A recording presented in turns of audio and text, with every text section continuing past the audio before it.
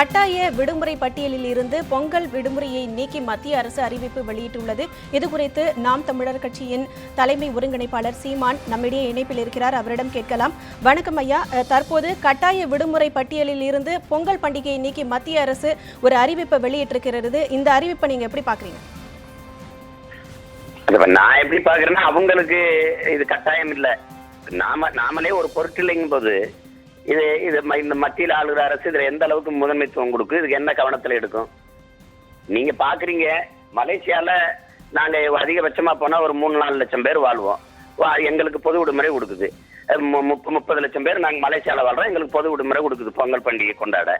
அதே சிங்கப்பூர் பொது விடுமுறை விடுது, அமெரிக்கா விடுது. அதிகபட்சமா போனா 2 லட்சம் பேர் இருப்போம். கனடா இந்த தை மாசத்தையே ஒரு தமிழ் கலாச்சார மாதமா அறிவிக்குது. பிரிட்டன் எங்களுக்கு, ஐரோப்பிய நாடுகள் எல்லா நாடுகளும் எங்கள் மக்கள் புலம்பெயர்ந்து போய் வாழ்கிற மக்களுக்கு விடுமுறை விடுது. ஆனா என்னுடைய நாடுங்கிற இந்தியா எனக்கு ஒரு தேசிய இனத்தின் பண்டிகைக்கு விடுமுறை, தமிழ்நாட்டுக்குள்ள மட்டும்தான் தமிழர்கள் வாழுகிறாங்க அப்படின்னு இருந்தா பரவாயில்ல. மகாராஷ்டிரால 36 லட்சம், கர்நாடகால 1.25 கோடி மக்கள் வாழ்றோம் நாங்க தமிழர்கள். எல்லா மொழிவழி தேசிய இனங்கள் இருக்கிற மாநிலங்கள்லயும் தமிழர்கள் நிறைந்து வாழ்றாங்க. அவங்களுடைய ஒரே ஒரு பண்டிகை தான் தமிழனுக்கு இருக்கு. மற்றபடி தீபாவளியோ மற்ற பண்டிகைகளோ எல்லாமே திணிக்கப்பட்ட பண்டிகைகள். தமிழனுக்குன்னு நீண்ட காலமா அவன் பரம்பரையா கொண்டாடி கொண்டு வருகிற ஒரே பண்டிகை அவனுடைய தேசிய திருவிழாவாக இருக்கிற பொங்கல் தான். அந்த பண்டிகைக்கு விடுமுறை ஒன்றும் அவசியம் இல்லை, நீங்க வேணும்னா எடுத்துக்குங்க அப்படின்னா இது ஒரு இனத்தையே அவமதிக்கிற மாதிரியான செயலா தான் நம்ம அதை பாக்குறோம்.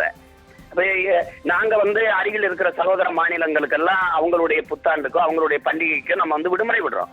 உதாரணமா குருநானக்கு பிறந்தது, மகாவீர் ஜெயந்தி, ஓணம் பண்டிகை, ஏகாதி, உகாதி, இந்த மாதிரி பிற சகோதர மாநில மக்களினுடைய பண்டிகைக்கெல்லாம் நம்ம பொது விடுமுறை நம்ம அரசு விடுது.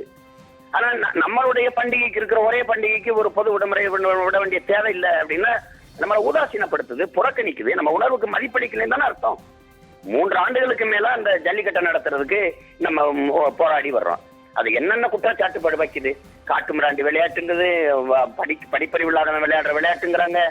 இன்னைக்கு தன்னெழுச்சியா கலைஞர்கள், இளைஞர்கள், மாணவர்கள், பொதுமக்கள், உழவர்கள் எல்லாருமே இந்த ஜல்லிக்கட்டுக்கு உரிமை கோரி நம்ம போராடுறோம். ஆனா ஒரு மதிப்பளிக்குதா, ஒரு வார்த்தை பேசுதா? அதை நீங்க போராட்டத்தை கைவிடுங்க, நாங்க அதுக்கு வழிவகை செய்கிறோம், இல்லை ஏற்பாடு செய்யறோம், ஏதாவது ஒரு ஆறுதல் வார்த்தையாவது சொல்லுதா?